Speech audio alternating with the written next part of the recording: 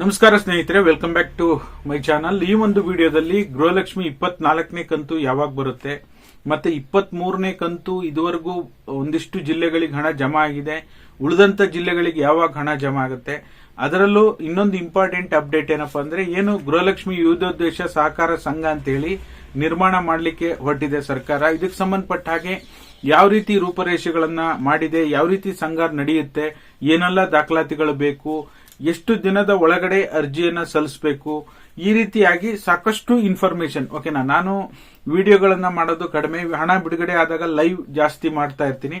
ಹಾಗಾಗಿ ಈ ಒಂದೇ ವಿಡಿಯೋದಲ್ಲಿ ಸಾಕಷ್ಟು ವಿಚಾರಗಳನ್ನ ನಿಮ್ಗೆ 23ನೇ ಕಂತು ಇನ್ನೂ ಒಂದು ವಾರ ಅಥವಾ 15 ದಿವಸ ಆದ್ರೂ ಬಂದಿಲ್ಲ ಅಂದ್ರೆ ಏನ್ ಮಾಡಬೇಕು, ನಿಮ್ಗೆ ಹಣ ಯಾವಾಗ ಜಮಾ ಆಗುತ್ತೆ, ಈ ಎಲ್ಲ ವಿಚಾರಗಳ ಬಗ್ಗೆ ಕಂಪ್ಲೀಟ್ ಕ್ಲಾರಿಟಿ ವಿಡಿಯೋದಲ್ಲಿದೆ.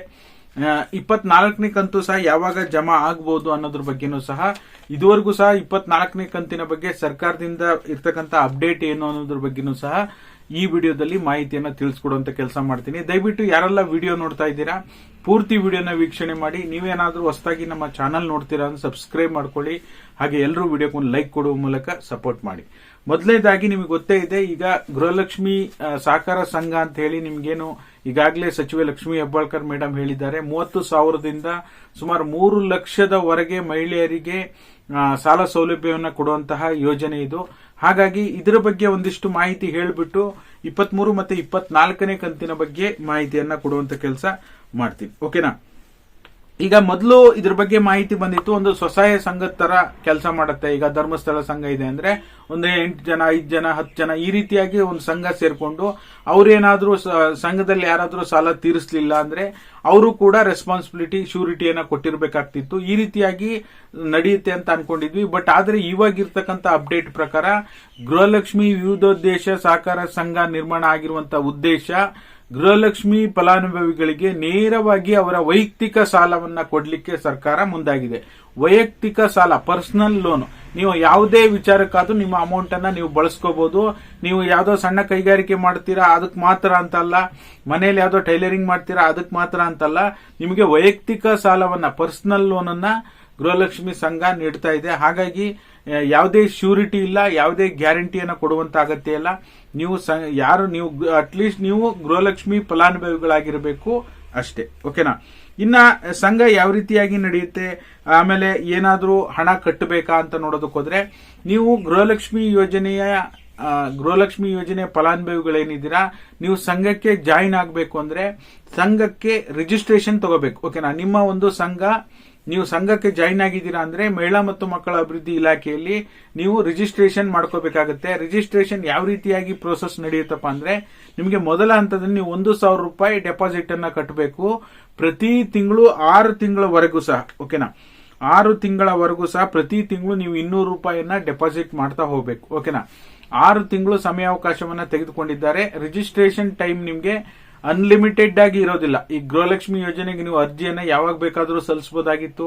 ನಿಮ್ಮ ಹತ್ರ BPL ಕಾರ್ಡ್ ಇದೆ, APL ಕಾರ್ಡ್ ಇದೆ, ನೀವು ಇನ್ಕಮ್ ಟ್ಯಾಕ್ಸ್ ಪೇರ್ ಅಲ್ಲ, GST ಪೇರ್ ಅಲ್ಲ ಅಂದ್ರೆ ನೀವು ಗೃಹಲಕ್ಷ್ಮಿ ಯೋಜನೆಗೆ ಎನಿ ಟೈಮ್ ಅರ್ಜಿ ಸಲ್ಲಿಸಬಹುದು. ಬಟ್ ಆದ್ರೆ ಇಲ್ಲಿ ಹಾಗಲ್ಲ, 30 ದಿನ, 60 ದಿನ, 90 ದಿನ, ಈ ಇಷ್ಟು ದಿನದ ಒಳಗಡೆನೆ ನೀವು, ಅಂದ್ರೆ ಒಂದು ನಿಗದಿತ ದಿನಾಂಕವನ್ನ ಫಿಕ್ಸ್ ಮಾಡ್ತಾರೆ.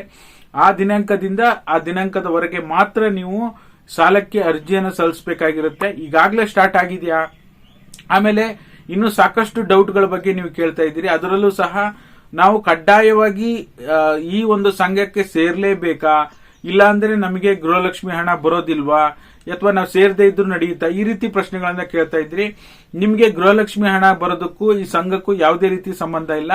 ನೀವು ಆಸಕ್ತಿ ಇದ್ರೆ ಮಾತ್ರ ಸಂಘಕ್ಕೆ ಸೇರ್ಕೋಬಹುದು. ಸಂಘಕ್ಕೆ ಸೇರಿಲ್ಲ ಅಂದ್ರೂ ನಿಮ್ಗೆ ಹಣ ಬರೋದ್ರಲ್ಲಿ ಯಾವುದೇ ರೀತಿ ತೊಂದರೆ ಆಗಲ್ಲ, ನಿಮ್ಗೆ ಹಣ ಬಂದೇ ಬರುತ್ತೆ. ಓಕೆನಾ, ನೀವು ಫಾರ್ ಎಕ್ಸಾಂಪಲ್ ಈಗ ಬಡ್ಡಿ ಎಷ್ಟು ಇರುತ್ತೆ, ಈಗ ನಿಮ್ಗೆ ಇನಿಷಿಯಲ್ ಆಗಿ 1,000 ರೂಪಾಯಿ ಕಟ್ತೀರಾ, ಪ್ರತಿ ತಿಂಗಳು 200 ರೂಪಾಯಿ ಕಟ್ಕೊಂಡು 6 ತಿಂಗಳವರೆಗೂ ಕಟ್ತೀರಾ. ಆಮೇಲೆ ಒಂದಿಷ್ಟು ಲೋನ್ ಅನ್ನ ಪಡ್ಕೊಂತೀರಾ.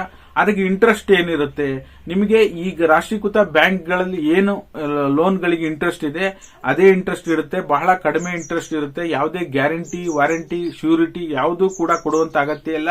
ನೀವು ಕೇವಲ ಒಂದು ಆಧಾರ್ ಕಾರ್ಡ್, ನಿಮ್ಗೆ ID ಪ್ರೂಫ್, ಅಡ್ರೆಸ್ ಪ್ರೂಫ್ ಅನ್ನ ಸಬ್ಮಿಟ್ ಮಾಡಿದ್ರೆ ಸಾಕು. ಏಜ್ ಲಿಮಿಟ್ ಎಷ್ಟಿದೆ ಅಂತ ನೋಡೋದಕ್ಕೆ 18 ವರ್ಷ ಮೇಲ್ಪಟ್ಟವರು ಅಂತ ಹೇಳಿದ್ರೆ, ಮ್ಯಾಕ್ಸಿಮಮ್ ಇಯರ್ಸ್ ಇನ್ನೂ ಕೂಡ ಮಾಹಿತಿ ಕೊಟ್ಟಿಲ್ಲ. 18 ವರ್ಷ ಮೇಲ್ಪಟ್ಟವರು ಈ ಒಂದು ಗೃಹಲಕ್ಷ್ಮಿ ವಿವಿಧೋದ್ದೇಶ ಸಹಕಾರ ಸಂಘಕ್ಕೆ ಜಾಯಿನ್ ಆಗ್ಬೋದು ಅಂತ ಹೇಳಿ ಮಾಹಿತಿಯನ್ನ ಕೊಟ್ಟಿದ್ದಾರೆ. ಸಂಘದ ಬಗ್ಗೆ ನಿಮಗೆ ತಿಳಿಸ್ಕೊಟ್ಟಿದ್ದೀನಿ. ಅಧಿಕೃತವಾಗಿ ಯಾವ ದಿನಾಂಕದಿಂದ ಅರ್ಜಿ ಸಲ್ಲಿಸಲಿಕ್ಕೆ ಅಂತ ಇನ್ನೂ ಕೂಡ ಸರ್ಕಾರದಿಂದ ಅಧಿಕೃತ ಮಾಹಿತಿ ಬಂದಿಲ್ಲ. ನಿಮಗೆ 30 ಡೇಸ್ ಕೊಡಬಹುದು, 60 ಡೇಸ್ ಕೊಡಬಹುದು, 90 ಡೇಸ್ ಕೊಡಬಹುದು. ಆ ದಿನಾಂಕದ ಒಳಗಡೆನೆ ನೀವು ಅರ್ಜಿ ಸಲ್ಲಿಸಬೇಕು ಅಂತ ಮಾಹಿತಿ ಕೊಡಬಹುದು. ಈಗ ಸದ್ಯಕ್ಕೆ ರೂಪುರೇಷೆಗಳು ಎಲ್ಲವೂ ಕೂಡ ಸಿದ್ಧತೆ ಆಗಿದೆ. ಅರ್ಜಿ ಸಲ್ಲಿಸಲಿಕ್ಕೆ ಇನ್ನೇನು ದಿನಾಂಕ ನಿಗದಿಪಡಿಸೋದೊಂದೇ ಬಾಕಿ ಇದೆ. ಓಕೆನಾ? ನಿಮ್ಮ ಒಂದು ವ್ಯವಹಾರಕ್ಕೆ ತಕ್ಕಂತೆ ನಿಮಗೆ ಅಗತ್ಯಕ್ಕೆ ತಕ್ಕಂತೆ 30,000ದಿಂದ 3 ಲಕ್ಷದವರೆಗೂ ಸಹ ಸಾಲವನ್ನ ನೀವು ಪಡ್ಕೋಬಹುದಾಗಿರುತ್ತೆ. ಓಕೆನಾ? ಇನ್ನ 24ನೇ ಕಂತು ಯಾವಾಗ ಬರುತ್ತೆ? 23ನೇ ಕಂತು ಇದುವರೆಗೂ ಸಹ ನಿಮಗೆ ಒಂದು 60ರಿಂದ 65% ಜನರಿಗೆ ಜಮಾ ಆಗಿದೆ.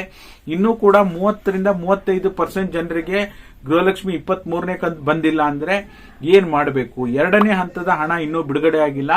2ನೇ ಹಂತದ ಹಣ ಬಿಡುಗಡೆ ಆದ ನಂತರ ನಿಮಗೆ ಒಂದು 85ರಿಂದ 90% ಅಥವಾ 95% ಜನರವರೆಗೂ ಹಣ ಬಿಡುಗಡೆ ಆಗುತ್ತೆ, ಜಮಾ ಆಗುತ್ತೆ.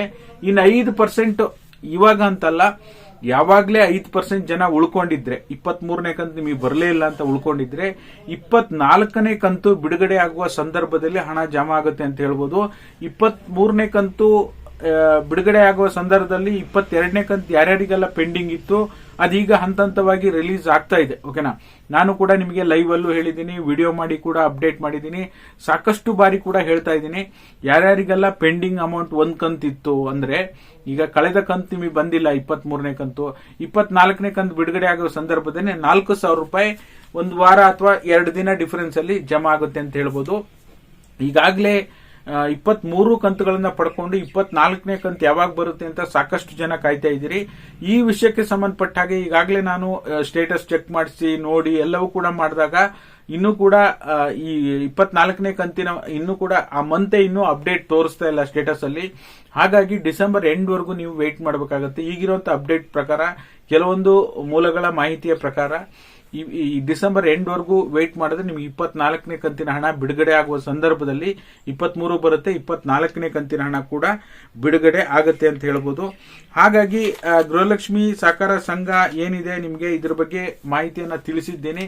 ನಿಮಗೂ ಏನಾದ್ರೂ ಬೇರೆ ಬೇರೆ ಕಡೆ ಲೋನ್ಗಳನ್ನ ಪಡ್ಕೊಂಡ್ಬಿಟ್ಟಿದ್ದೀರಾ, ಫೈನಾನ್ಷಿಯಲ್ ಲೋನ್ ತಗೊಂಡಿದ್ದೀರಾ, ಬರೀ ಬಡ್ಡಿ ಕಟ್ಟದೇ ಆಗ್ತಾ ಇದೆ, ನಿಮ್ಮ ಅಸಲು ಕ್ಲಿಯರ್ ಆಗ್ತಾ ಇಲ್ಲ, ನೀವು ಒಂದು 5 ಲಕ್ಷ ಲೋನ್ ಮಾಡಿದ್ದೀರಾ ಅಂದ್ರೆ 8ರಿಂದ 10 ಲಕ್ಷ ನೀವು ಅಮೌಂಟ್ ಕಟ್ಟೋದೇ ಆಗಿರುತ್ತೆ. ಮೊದಲು ಸ್ಟಾರ್ಟಿಂಗ್ ಅಲ್ಲಿ ಬಡ್ಡಿ ಜಾಸ್ತಿ ಕಟ್ಟಬೇಕಾಗುತ್ತೆ, ಅಸಲು ಕಡಿಮೆ ಹೋಗ್ತಾ ಇರುತ್ತೆ. ಈ ರೀತಿ ಕೂಡ ಪ್ರಾಬ್ಲಮ್ ಆಗ್ತಾ ಇರುತ್ತೆ. ಖಾಸಗಿ ಸಾಲಗಳಿಗಿಂತ ಸರ್ಕಾರಿ ಸಾಲಗಳು ಬೆಟರ್, ಕಡಿಮೆ ಇಂಟ್ರೆಸ್ಟ್ ಇರುತ್ತೆ. ಅಂತ ಒಂದು ಕಲೆಕ್ಷನ್ ರೀಪೇಮೆಂಟ್ ಕೂಡ ನಿಮಗೆ ಅಷ್ಟೊಂದು ಹಾರಿಬಲ್ ಆಗಿರಲ್ಲ. ಓಕೆನಾ? ನಿಮ್ಗೆ ಗೊತ್ತೇ ಇರ್ಬೋದು. ಹಾಗಾಗಿ ನೀವು ಅಲ್ಲೇನಾದ್ರೂ ಲೋನ್ ಮಾಡಿದ್ರೆ ಅದನ್ನ ಕ್ಲಿಯರ್ ಮಾಡ್ಕೊಂಡ್ಬಿಟ್ಟು ಗೃಹಲಕ್ಷ್ಮಿ ಸಹಕಾರಿ ಸಂಘದಲ್ಲಿ ಅಥವಾ ಗೃಹಲಕ್ಷ್ಮಿ ಸಂಘದಲ್ಲಿ ನೀವು ಲೋನಿಗೆ ಅಪ್ಲೈನ ಮಾಡಬಹುದು. ಹಾಗಾದ್ರೆ ಬ್ಯಾಂಕ್ಗಳಲ್ಲಿ ನೀವು ಲೋನಿಗೆ ಅಪ್ಲೈ ಮಾಡಬಹುದು, ಅಥವಾ ಇಲ್ಲಿ ನಿಮ್ಮ ಹತ್ತಿರದ ಯಾವುದೇ ಸೇವಾ ಕೇಂದ್ರಗಳಲ್ಲಿ, ಗ್ರಾಮವನ್ನು, ಬೆಂಗಳೂರನ್ನು, ಕರ್ನಾಟಕವನ್ನು, ಇಲ್ಲೂ ಸಹ ಅರ್ಜಿ ಸಲ್ಲಿಸಲಿಕ್ಕೆ ಅವಕಾಶ ಮಾಡಿಕೊಡ್ತಾರೆ. ಅದು ಯಾವ ದಿನಾಂಕದಿಂದ ಶುರು ಆಗ್ತಾ ಇದೆ, ಯಾವ ದಿನಾಂಕಕ್ಕೆ ಎಂಡ್ ಆಗುತ್ತೆ ಅಂತ ಇನ್ನೂ ಅಧಿಕೃತ ಮಾಹಿತಿ ಸರ್ಕಾರದಿಂದ ಬಂದಿಲ್ಲ. ಈಗಿರುವಂತ ಅಪ್ಡೇಟ್ ಅನ್ನ ನಿಮಗೆ ತಿಳಿಸ್ಕೊಡುವಂತ ಕೆಲಸ ಮಾಡಿದ್ದೇನೆ. ಈಗ ಸದ್ಯಕ್ಕೆ ಸಿಂಪಲ್ ಆಗಿ ಹೇಳಬೇಕು ಅಂದ್ರೆ, ನೀವು ಒಂದು ರಿಜಿಸ್ಟ್ರೇಷನ್ ಫೀಸ್ ಅಂತ ಹೇಳಿ 1,000 ರೂಪಾಯಿ ಅಮೌಂಟ್ ಕಟ್ಟಬೇಕು. ಅದನ್ನ ಕಟ್ಟಿದ ನಂತರ ಪ್ರತಿ ತಿಂಗಳು 200 ರೂಪಾಯಿ ಕಟ್ಕೊಂತ ಹೋಗ್ಬೇಕು, 6 ತಿಂಗಳವರೆಗೂ ಸಹ. 6 ತಿಂಗಳಾದ್ಮೇಲೆ ನೀವು ಗೃಹಲಕ್ಷ್ಮಿ ಸಂಘದಲ್ಲಿ ಸಾಲಕ್ಕೆ ಅರ್ಜಿಯನ್ನ ಹಾಕಬೇಕು. ಅರ್ಜಿ ಹಾಕಿದ ನಂತರ ನಿಮಗೆ ಸ್ಯಾಂಕ್ಷನ್ ಆಗುತ್ತೆ. ಸ್ಯಾಂಕ್ಷನ್ ಆದ್ಮೇಲೆ ನಿಮಗೆ ಎಷ್ಟು ಅಮೌಂಟ್ ಬೇಕು ನೇರವಾಗಿ ಡಿಬಿಟಿ ಮುಖಾಂತರ ನಿಮ್ ಖಾತೆಗೆ ಹಣ ಜಮಾ ಆಗುತ್ತೆ.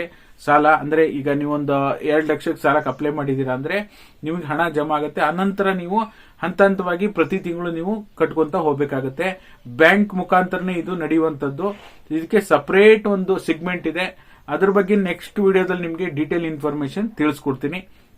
ಇದುವರೆಗೂ ಸಹ ನಿಮಗೆ 23ನೇ ಕಂತು ಜಮಾ ಆಗಿದೆಯಾ ಇಲ್ವಾ, ನಿಮಗೆ ಸಂಘಕ್ಕೆ ಸೇರ್ಲಿಕ್ಕೆ ಆಸಕ್ತಿ ಇದೆಯಾ ಇಲ್ವಾ, ಅಥವಾ ಸಂಘ ಗಿಂಗ ಏನು ಬೇಡ, ನಮಗೆ ಅದ್ರ ಬಗ್ಗೆ ಯಾವುದೇ ನಮಗೆ ಏನು ಅಗತ್ಯನೇ ಇಲ್ಲ, ನಮ್ಗೆ ಗೃಹಲಕ್ಷ್ಮಿ ಹಣ ಬೇಕು, ಬಾಕಿ ಕಂತುಗಳನ್ನು ಸರ್ಕಾರ ರಿಲೀಸ್ ಮಾಡಬೇಕು ಅಂತ ಬಹುತೇಕ ಜನರು ಕಮೆಂಟ್ ಮಾಡ್ತಾ ಇದ್ರಿ.